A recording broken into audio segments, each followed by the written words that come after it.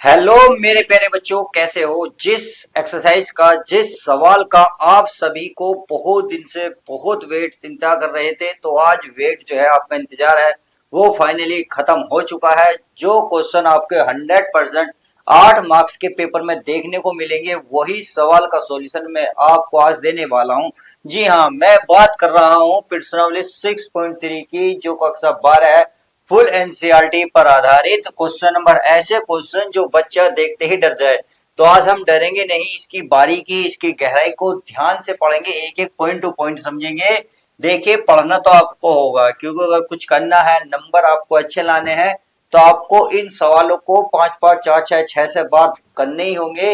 ये एक बार में सॉल्यूशन नहीं होने का, ये कई बार में आपको करने होंगे। तो चलिए लेट स्टार्ट करते हैं आज की सवाल का पहला सवाल इस वीडियो का। तो ये कह रहा है कि 45 सेंटीमीटर गुणा 24 सेंटीमीटर की टीन की आयताकार चादर के कोने पर वर्ग काटकर तथा इस प्रकार बने टीन के फलकों को मोड़कर ढक्कन रहित एक संदूक बनाना है। काटे जाने वाले वर्ग की भुजा कितनी होगी जिसमें संदूक आयतन उच्चतम हो। बहुत ही सिंपल तरीका है, सिंपल सा। इसने क्वेश्चन को क्या बोला, पहले क्वेश्चन को ध्यान से पढ़ते हैं, बारीकी समझते हैं। ये कह रहा 45 और 24 सेंटीमीटर टीन की आयताकार चादर है। तो देखिए, एक 45 लंबाई चौड़ाई मान लेते हैं इस तरीके से। मान ली ये हो गई हमारी, तो इसकी लंबाई हो गई, ये इसकी चौड़ाई हो गई। तो लंबाई कितनी है? 45 सेंटीमीटर। तो ये कह रहा है ये 45 सेंटीमीटर है, सही है। अच्छा जी। और इसकी जो लंबाई है वो कितनी है? 24 सेंटीमीटर। ये हो गई आपकी 24 सेंटीमीटर। उम्मीद है ये बात समझ में आ गई होगी।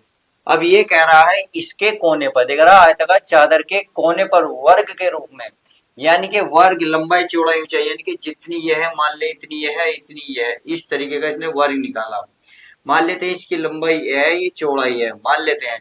तो इसने चारों कोने पर ही यही शरारत करी है, यानी कि इसी कोने पर। सेम यही कहानी इसने इस कोने पर करी है। सेम यही कहानी इसने इस कोने पर करी है। इतनी बात समझ में आ गई। चलिए आगे चलते हैं। अब ये खुद बताइए, अगर ये काट के बाहर निकाल दिया जाए तो यही तो हिस्सा बचेगा।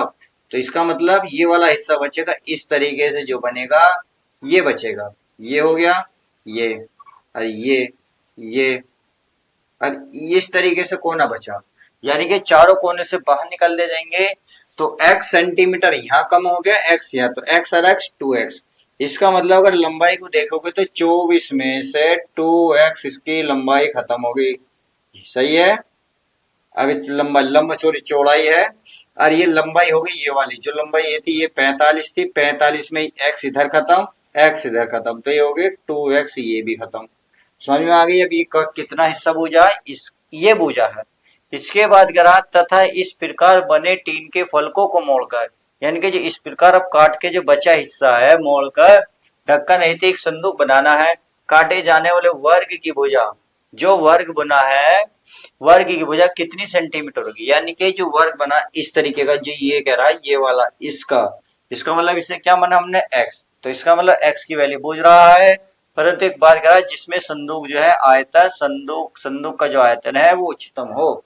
उच्चतम का मतलब सीधा सीधा पता चल गई है प्यारे बच्चों, माइनस में पूछ रहा है। किस में पूछ रहा है? यानी कि जो आप डबल डैश निकालोगे, यानी कि फंक्शन का, उसका मान वैल्यू माइनस में आनी चाहिए। बस इतनी सी बात पूछ रहा है क्वेश्चन में। तो क्वेश्चन को डिटेल से पढ़ा, डायग्राम समझ में आया? नहीं आया तो वीडियो को एक नहीं, 2 बार नहीं, 3 बार नहीं, जितनी बार आपको उम्मीद है, जितनी बार समझ में नहीं आता, जब तक आप कोशिश करते रहें इसको समझने की, बहुत प्यार से, बड़े आराम से, क्योंकि यह एक ऐसा क्वेश्चन है जो आपको 2 बार रिपीट हुआ है। ये क्वेश्चन नंबर 18, क्वेश्चन नंबर 17 भी बिल्कुल सेम ऐसे ही था। तो ध्यान रखना है, ये क्वेश्चन इसलिए आप बार बार मैं जोर दे रहा हूँ, ये पेपर में आपको 100% 8 मार्क्स के देखने को मिलेंगे। चाहे आप कोई सा भी आंसर उठा ले, आपको पिछले 5 साल के, 10 साल के, आपको इस एक्सरसाइज में जो भी क्वेश्चन मिलेगा पूरे 8 मार्क्स का मिलने वाला है। तो चलिए इसको डिटेल से पढ़ते हैं। तो क्या क्या लिखेंगे? पहले वो लिखेंगे जो जो हमने माना है। तो माना आधा टीन के, क्या लिखेंगे? क्वेश्चन नंबर 18, तो यहाँ लिखेंगे माना, माना आयताकार, क्या? आयताकार, क्योंकि आयताकार है, आयताकार, आयताकार क्या, के प्रत्येक टीन के प्रत्येक कोने कोने पर हमने प्रत्येक टीन का जो कोना था कितना काटा, एक्स, कितना काटा, एक्स सेंटीमीटर। भुजा भुजा का वर्ग, वर्ग वर्ग कैसे लिखेंगे, वर्ग क्या करेंगे, काटा, यानी कि हमने ये तो करा, काटा है। फिर क्या लिखेंगे, इसमें, इससे यानी कि इसमें बनने वाले या इससे बनने वाले, जैसा चाहो इसमें लिख लो या आप लिख लो इसमें, इसमें बनने वाले क्या लिखेंगे, इसमें बनने वाले संदूक, क्या लिखोगे प्यारे बच्चों, संदूक की लंबाई, संदूक की लंबाई, लंबाई को दिखाते किससे, एल से। तो संदूक की लंबाई कितनी बनी, 45 माइनस 2x। तो लिखेंगे 45 माइनस के 2x। समझ में आ गई, ये आपका हो गया सेंटीमीटर। आप क्या लोगे, इसमें बनने वाले संदूक की चौड़ाई कितनी लिखोगे, चौड़ाई, तो चौड़ाई को दिखाते हैं हम b से। b का मान कितना है, 24 माइनस एक्स, यानी कि ये इस तरीके से। तो ये आपका 24 माइनस 2x। समझ में आ गई, ये भी आपका सेंटीमीटर।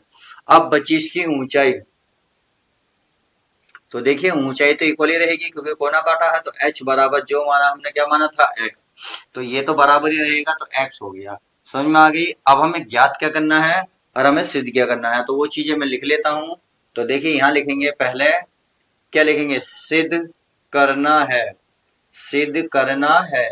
अब क्या करना है कि संदूक, संदूक का जो आयतन है वो क्या होना चाहिए, संदूक का आयतन, देखो ये कह रहा संदूक का आयतन उच्चतम हो, संदूक का आयतन कितने कहा है, उच्चतम हो। अर्थात आप जो v डैश निकालेंगे या फंक्शन निकालेंगे वो जो रहेगा माइनस का v रहने वाला है, यानी कि इसकी जो वैल्यू रहेगी वो माइनस की रहेगी। क्लियर है। अब चलिए, अब ज्ञात कर क्या करना है, ये तो सिद्ध करना है, अब यहाँ भी तो लिखेंगे ज्ञात क्या करना है, तो ज्ञात करना है, ज्ञात करना है। अब ज्ञात क्या करना है आपको, x, यानी कि x का मान ज्ञात करना है। तो बस संदूक का आयतन लगा लो, चूंकि संदूक का आयतन क्या आएगा, संदूक का आयतन क्या होता है, L गुणा B गुणा H। अब संदूक का आयतन को किससे दिखाते हैं, V से। L का मान कितना है प्यारे बच्चों, ये रहा 45 माइनस 2x, सही है। B की वैल्यू कितनी है, ये रही 24 माइनस के 2x, ये रही, गुणा H का मान कितना है प्यारे बच्चों, H का मान है x, तो ये हो गया x, सही है। अगर मैं x के अंदर गुणा कर लूं कोई दिक्कत है, तो ये v बराबर, v को उसे फंक्शन मान लो, fx मान लिया। चलिए ये हो गया 45 माइनस का 2x। अगर मैं इसकी बात करूं तो ये होगा 24x माइनस का 2x स्क्वायर। आई होप इतनी बात समझ में आ गई होगी। जब इतनी बात आपके समझ में आ गई है तो इसे फर्स्ट सेकंड से क्यों ना अवकलन कर दें, तो इसे फर्स्ट इसे सेकंड, चाहे आप u और v मान के भी कर सकते हो कि u इंटू वी या फर्स्ट इंटू सेकेंड, जैसी आपकी मर्जी। अगर मैं इसका फंक्शन करने लगूंगा तो खुद बताएं क्या होगा, एफ डैश होगा नहीं होगा, x बराबर, तो ये 45 माइनस के 2x ऐसे ही रहने वाला है, गुणा, अब इसकी करूंगा तो ये हो जाएगा 24, x का हो जाएगा प्यारे बच्चों 1, और इसका हो जाएगा 2 गुणा एक्स स्क्वायर का हो जाएगा 2x, कितना हो जाएगा 2x, हो गई। फिर क्या लगते हैं बीच में प्लस, अब ये वाला सारा ऐसे ही रहेगा, अर्थात 24x minus 2x square. I hope इतनी बात समझ में आ गई होगी। अगर ये इतना रह गया तो अब इसका करेंगे, 45 का क्या बनेगा 0, माइनस 2x का बन जाएगा माइनस के 2, सही है। अब क्या करेंगे प्यारे बच्चों, क्या करें, इसमें एक तो 2 यहाँ भी कॉमन आ रहा है, चलिए निकाल लेते हैं, देखते हैं। अगर मैं इसमें करूंगा 45 माइनस के 2x इतना ही रहेगा, ये हो गया 24 से कम 24, 2 दूनी 4x, और इसमें से देखूंगा तो ये हो जाएगा, माइनस बाहर निकाल लेंगे, इसमें से 2 कॉमन है, और ये वाला 2 यहाँ भी आ जाएगा, सही है। तो यहाँ जाएगा 12x माइनस के x स्क्वायर। इतनी बात आई होप समझ में आ गई। तो देखिए 4 यहाँ कॉमन है और 4 यहाँ बनना है, तो 4 चाहो तो कॉमन ले सकते हो। अगर मैं 4 कॉमन लूंगा तो ये 45 माइनस 2x ऐसे ही रहेगा, और ये क्या रहेगा, ये 4 6 कितना हो जाएगा 24, क्योंकि 4 से कटे 4 छिंग 24 माइनस 4x हो गया, माइनस के 4 ये बाहर गया, ये बचा 12। इसमें x भी तो कॉमन है। चलिए कॉमन लेने से तो कोई फायदा नहीं है कि क्योंकि यहाँ कॉमन और कहीं आ नहीं रहा है, केवल यहाँ है। कॉमन बाद में ले लेंगे, पहले ये लिख लेंगे 12x और ये माइनस के एक्स स्क्वायर। सही है। अब देखिए, अब मैं इसको यहाँ हल करता हूँ क्योंकि इतना तो हम कर चुके। अब इतना करने के बाद क्या करना है प्यारे बच्चों, क्या इसके इफेक्ट, अब तो गुणा ही संभव है। क्या गुणा ही संभव है। अब मैं इसको मिटा दूं क्योंकि हमें इसकी जरूरत नहीं है, केवल x को निकालना था, केवल मुझे x, ये तो डायग्राम आपको समझाना था। अगर मैं इसको रफ कर दूं, कोई दिक्कत कोई परेशानी कुछ नहीं होनी चाहिए। चलिए आप इसको अगर मैं देखूं तो देखिए, इतना मिटाकर मैं एक लाइन ड्रॉ करता हूं ताकि आपको अच्छे से समझ में आ जाए। तो ये हमारा चल रहा है एफ डैश एक्स, सही है। उसके बाद ये 4 ऐसे ही रहेगा। अब अगर मैं इसमें गुणा कर लूं तो देखिए गुणा कितनी है, गुणा को कुछ और भी कॉमन आ रहा है क्या, कुछ नहीं आ रहा। अब गुणा कर लेते हैं तो 45 छिक्का 45 पंजे 225 और 45 270, 45 छिक्का 270 आएंगे। चलिए अब 45 किस्म करेंगे, ये होगा माइनस 45x। क्लियर है। अब इसकी इसमें होगी, अब इसकी इसमें करो 6 दूनी 12, तो माइनस के 12x। आई होप इतनी बात समझ में आ गई। इसके करेंगे माइनस माइनस प्लस, प्लस का 2x स्क्वायर।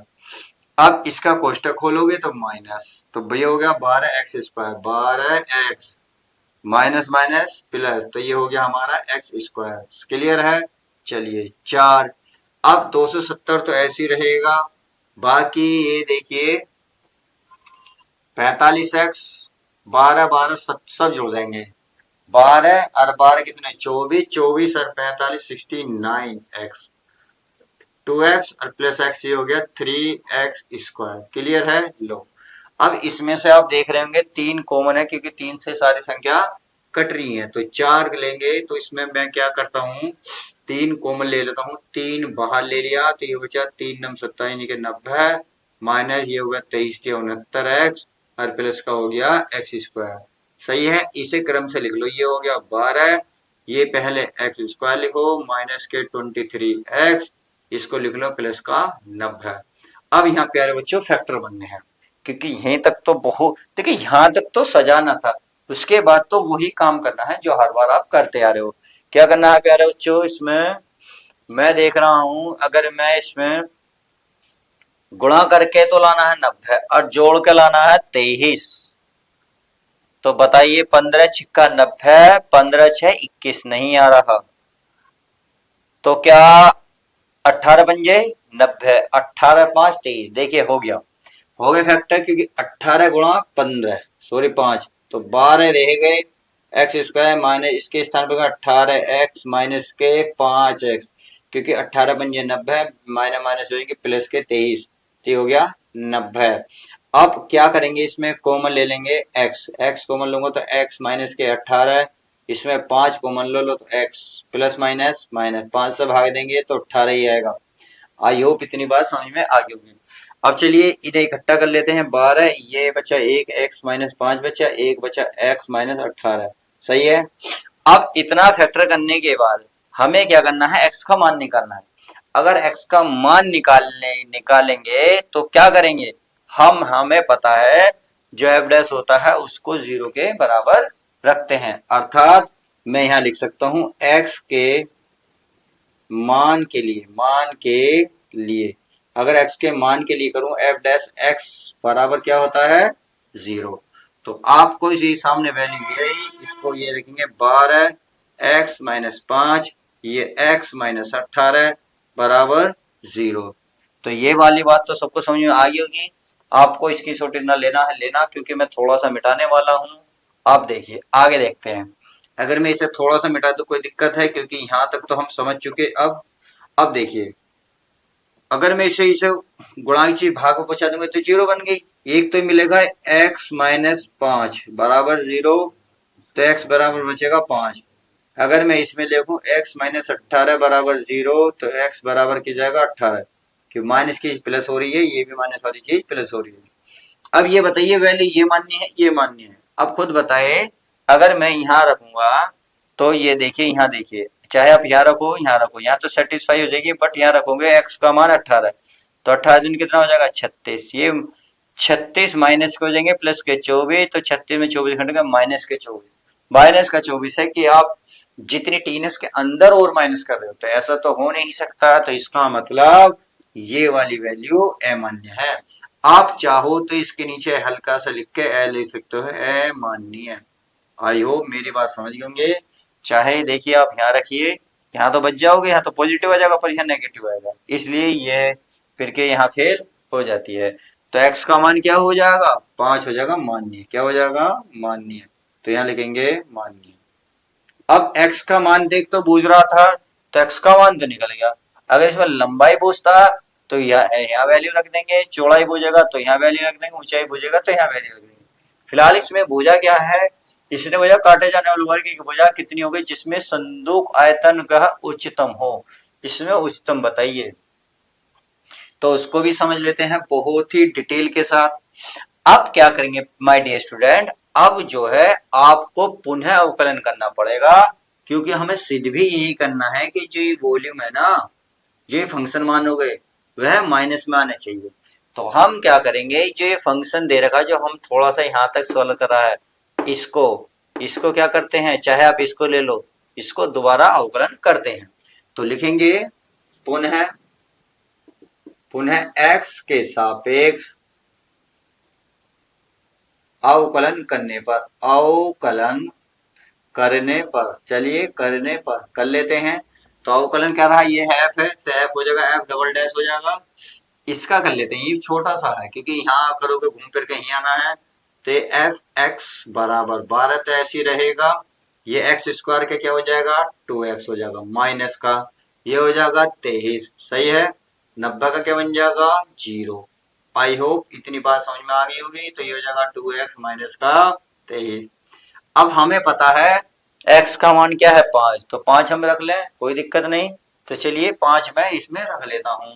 तो f डबल डैश 5 बराबर, तो 12 2 गुणा 5 माइनस के 23, तो 12 5 दूनी 10 माइनस के 23। अगर मैं इसको इसमें से घटाऊंगा तो ये आप कहेंगे माइनस के 13 बचे, तो ये माइनस बाहर आ जाएगा। 130 और 26 156, 156 और ये आ गया आपका ऋणात्मक, क्या आ गया ऋणात्मक, तो ऋणात्मक आ गया। अतः आप कह सकते हैं अतः संदूक का आयतन उच्चतम है। तो लिख सकते हैं अतः x बराबर 5 पर संदूक का आयतन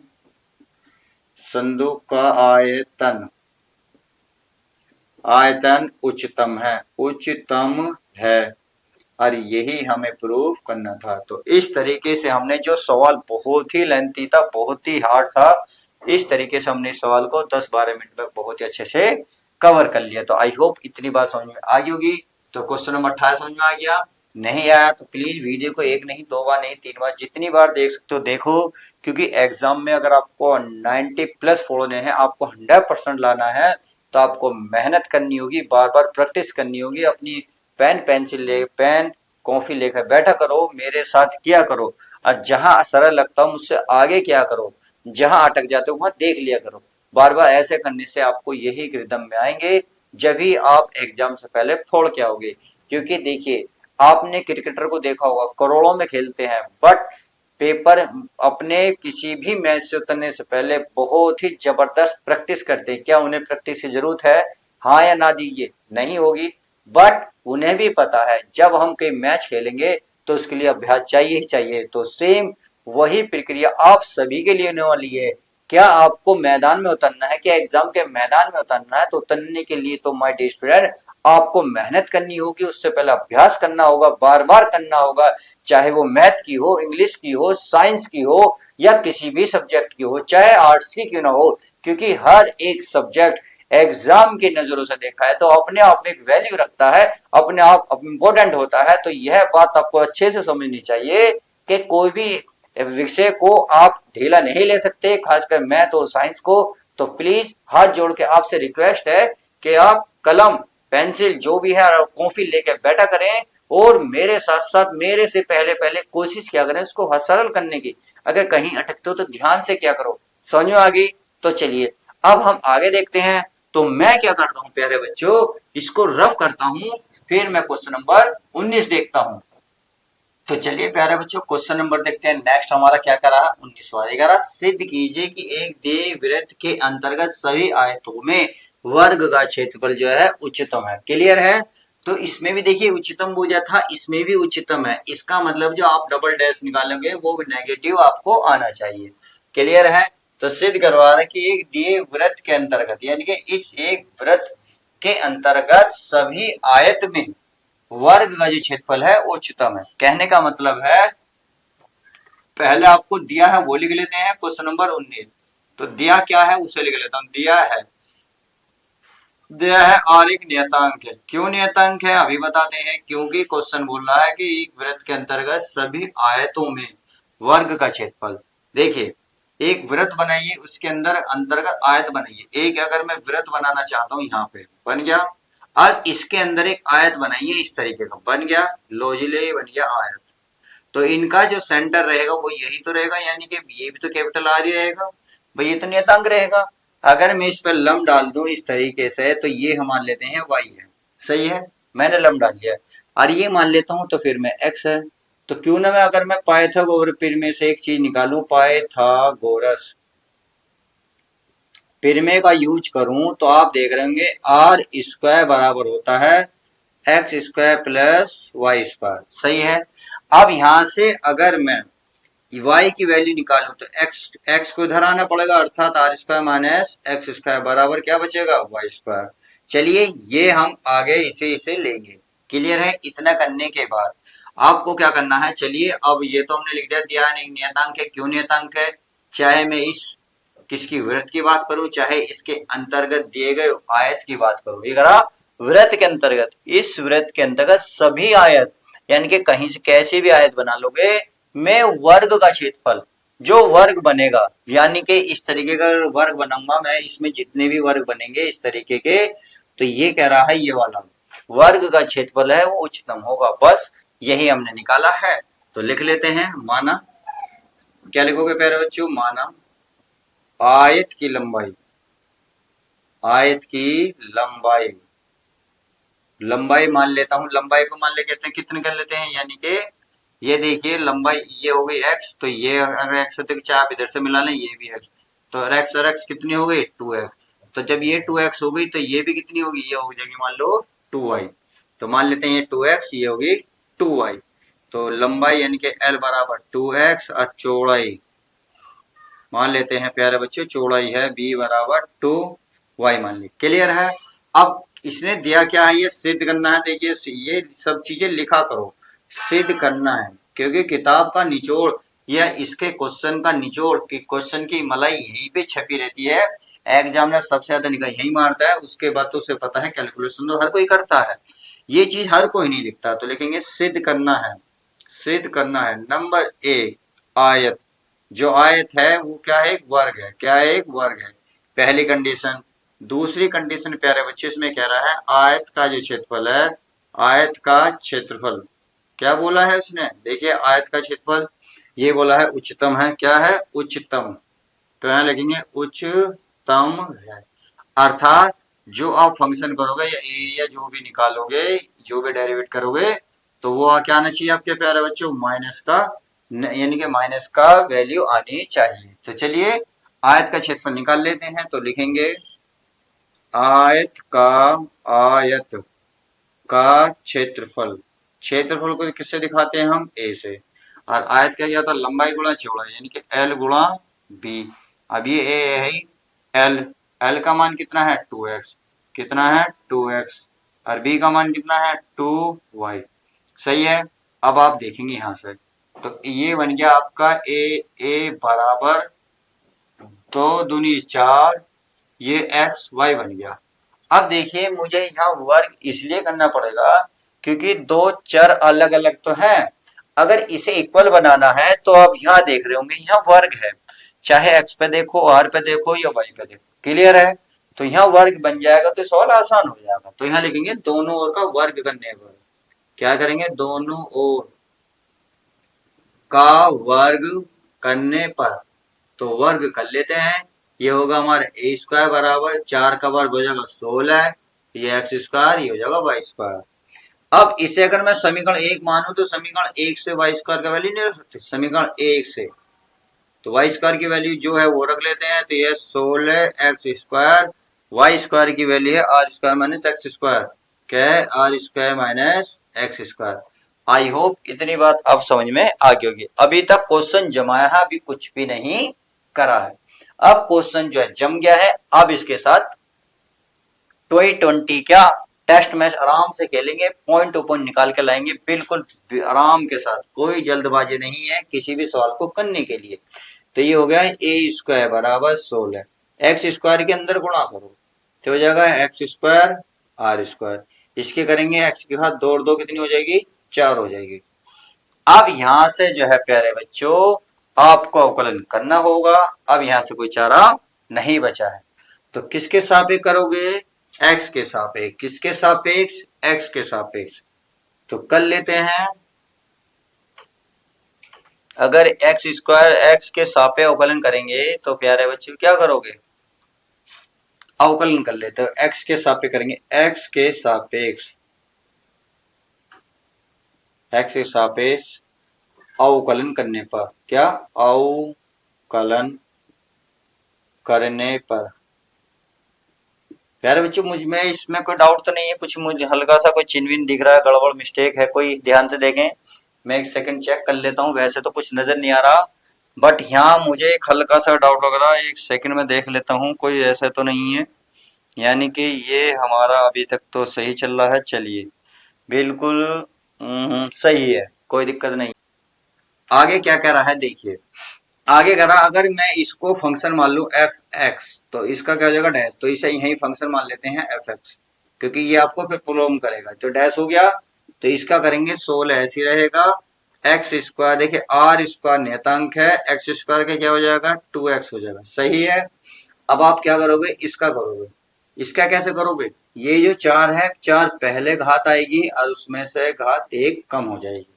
हो गई। चलिए अब यहां से क्या करना है प्यारे बच्चों? एफ डैश एक्स बराबर ये 16, ये हो गया 2x are square minus 4x की घात 3। सही है। अब एक बात बताइए, अब यहां से क्या करते हैं आप x का मान निकालते हैं। तो x का मान निकालने के लिए क्या करते हैं? जो f डैश होता है उसको हम 0 के बराबर रखते हैं।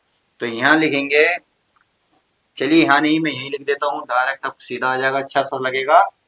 यह x के मान के लिए, x के मान के लिए क्या करते हैं हम? f डैश x जो है इसको 0 के बराबर रखते हैं ना।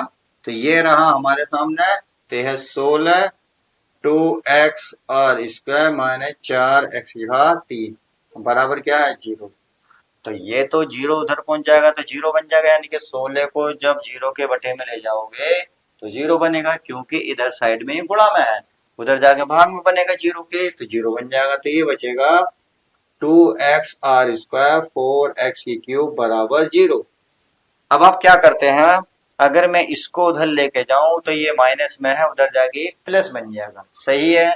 तो उधर प्लस बना लेते हैं। तो 2x आर स्क्वायर बराबर 4x की क्यूब।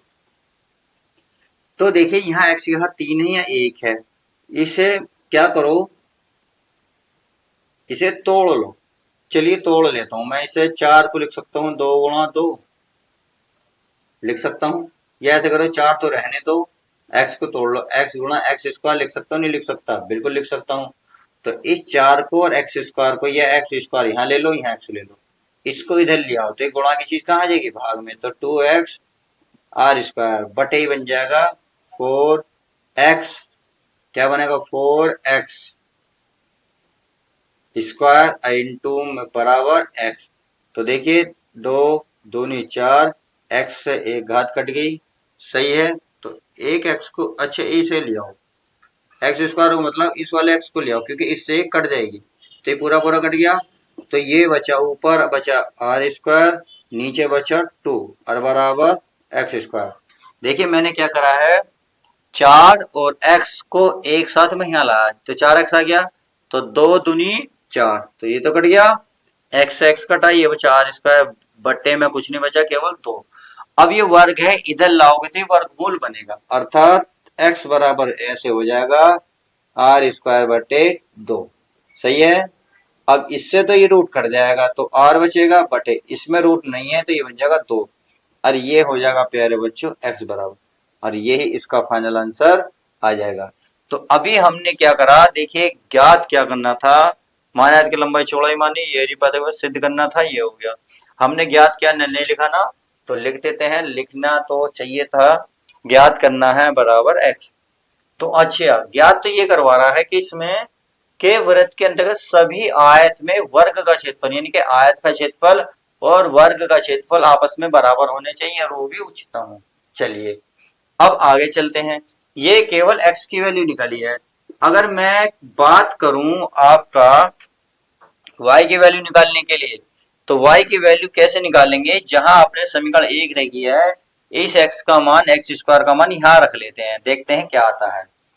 तो आप इसको हल कर लेंगे, तो यहां लिखेंगे x का मान समीकरण 1 में रखने पर, अब आप समीकरण 1 में रखो, तो समीकरण 1 ये रही आपके सामने, ये रही, तो r square minus x square, देखिए एक्स स्क्वायर का मान है आर स्क्वायर बटे 2, तो ये रख सकता हूं मैं, तो ये रहा आर स्क्वायर तो पहली है, माइनस एक्स स्क्वायर है, एक्स स्क्वायर के स्थान पर कितनी वैल्यू है, आर स्क्वायर बटे 2, तो लिख सकते हो आर स्क्वायर बटे 2 बराबर क्या है, यह है वाई स्क्वायर, क्या है वाई स्क्वायर।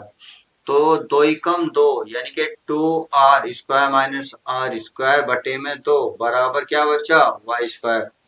यह वाई स्क्वायर को इधर लिख लो, बराबर 2r स्क्वायर में से एक आर गया, तो एक आर स्क्वायर बटे में 2, वर्ग को उधर लेके जाओ तो ये हो जाएगा वर्गमूल आर स्क्वायर बटे 2। तो सेम यही कंडीशन, वर्गमूल से ये कट जाएगा, तो r इस पे वर्गमूल हो जाएगा 2। तो आपने देखा x और y क्या है, आपस में बराबर। तो चूंकि x बराबर y बराबर आए हैं r बटे √2, अगर मैं इसमें दो दो की गुणा कर लूं तो कोई दिक्कत है क्या, कोई दिक्कत है, क्योंकि जिस प्रकार से ये आधा r तथा x था, अगर मैं पूरा लूंगा तो ये r टोटल r हो जाएगा, तो इसका मतलब ये भी तो क्या होगा 2x होगा, तो इसका मतलब दोनों में अगर मैं 2 की गुणा करूंगा कोई दिक्कत नहीं, 2x बराबर 2y बराबर हो जाएगा 2r बटे √2, और तो यही तो सिद्ध करना था। तो यानी कि जो इसकी आयत का क्या था, आयत में जो है वर्ग का क्षेत्रफल बराबर है, यानी कि आयत की लंबाई वर्ग के क्षेत्रफल के बराबर आ गई। उम्मीद है ये बात आपको समझ में आ गई होगी। अभी क्वेश्चन पूरा नहीं हुआ, अभी क्वेश्चन अगले है, क्योंकि ये क्वेश्चन जो है 18वें से थोड़ा और बड़ा है।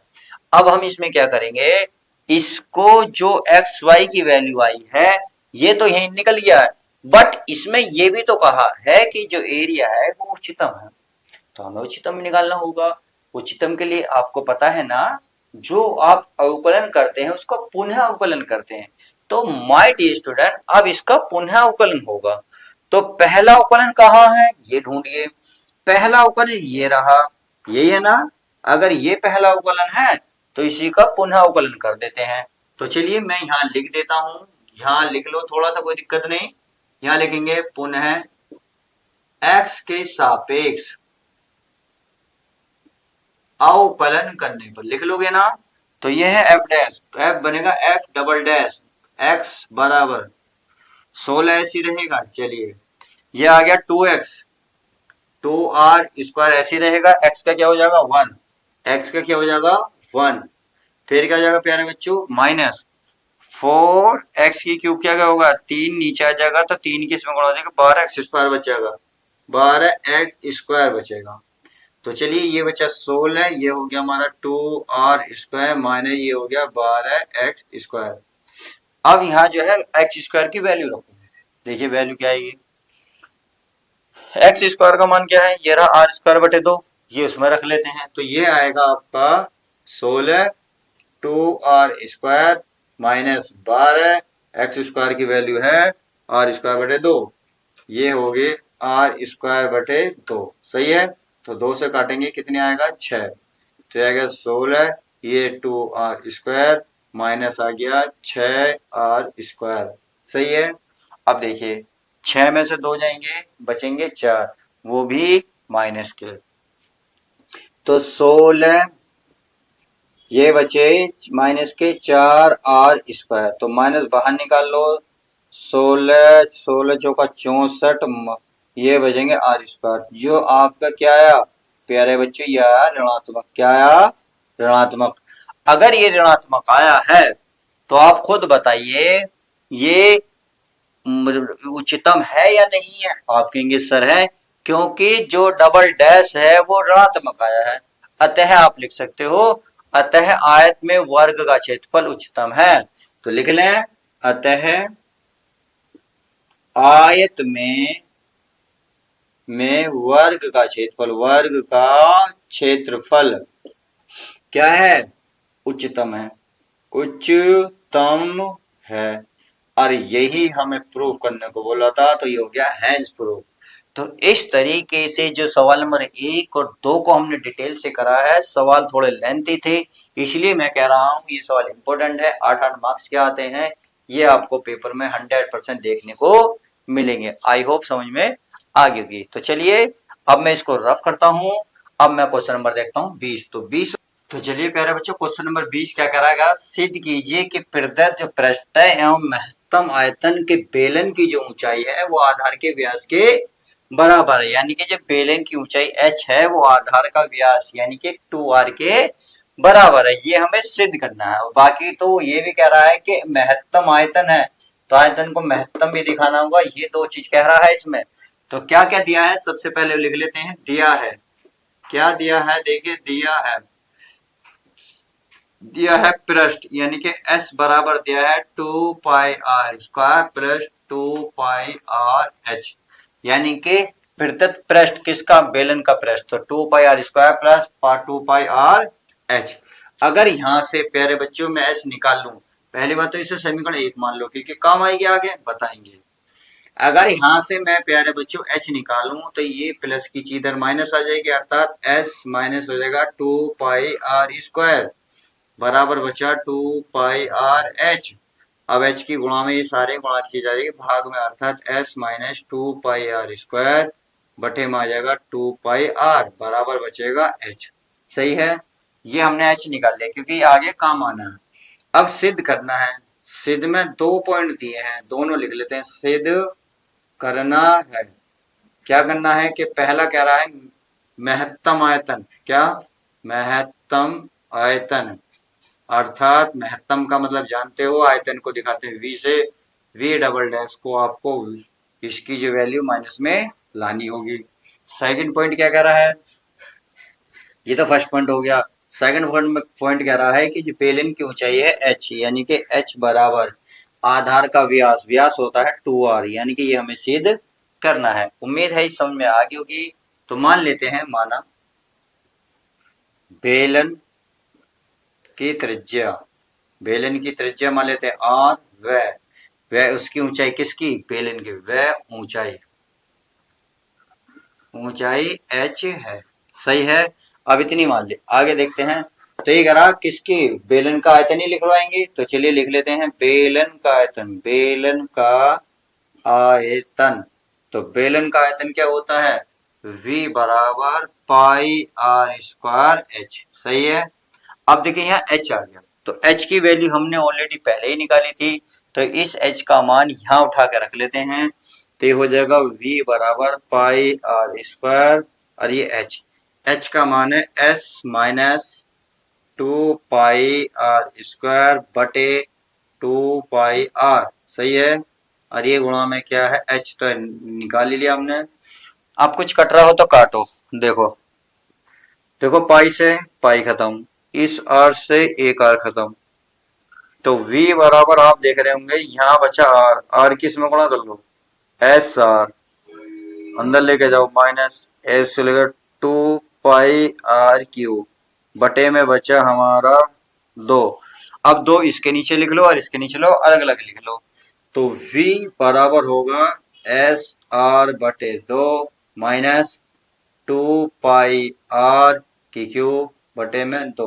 तो ये 2 से 2 खत्म। हमें क्या मिला? v बराबर, तो चलिए v बराबर देख लेते हैं, एस आर बटे में 2 माइनस ये बचा पाई आर क्यूब। अब यहां से क्या करेंगे प्यारे बच्चों, इसकी अवकलन करेंगे। तो किसके सापेक्ष करेंगे? अब आर के। तो लिख लेते हैं आर के सापेक्ष अवकलन करने पर, अवकलन करने पर, तो हमारे डी स्टूडेंट अवकलन करेंगे तो v डैश हो जाएगा, या आर के सापेक्ष करें तो आर लिखेंगे। तो ये हो जाएगा s बटे आर, s बटे 2 नियतांक है, r का क्या हो जाएगा 1, पाई नियतांक है तो r का हो जाएगा 3r²। तो ये हो जाएगा s बटे 2 माइनस 3 पाई r² हो जाएगा। सही है। अब यहाँ हमें r की वैल्यू निकालनी पड़ेगी क्योंकि आगे जाके काम आएगी। सही है। अगर मैं r की वैल्यू निकालूंगा तो क्या करोगे? तो यहाँ लिखोगे r का मान निकालने के लिए या ज्ञात करने के लिए, निकालने के लिए आप क्या करोगे? v डैश r को किसके बराबर रखोगे? 0 के। इसका मतलब इसको उठाओगे s माइनस 2 माइनस 3 पाई r² बराबर 0, इसको उधर ले जाओ, s बटे 2 3 पाई r²।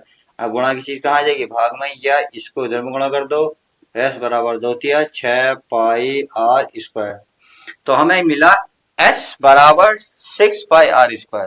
अब हमें ये तो सिद्ध, अच्छा हमने अभी ये नहीं करा कि इसका देखिए डबल अवकलन करना पड़ेगा, क्योंकि हमें माइनस का दिखाना पड़ेगा। s की तो वैल्यू निकल गई।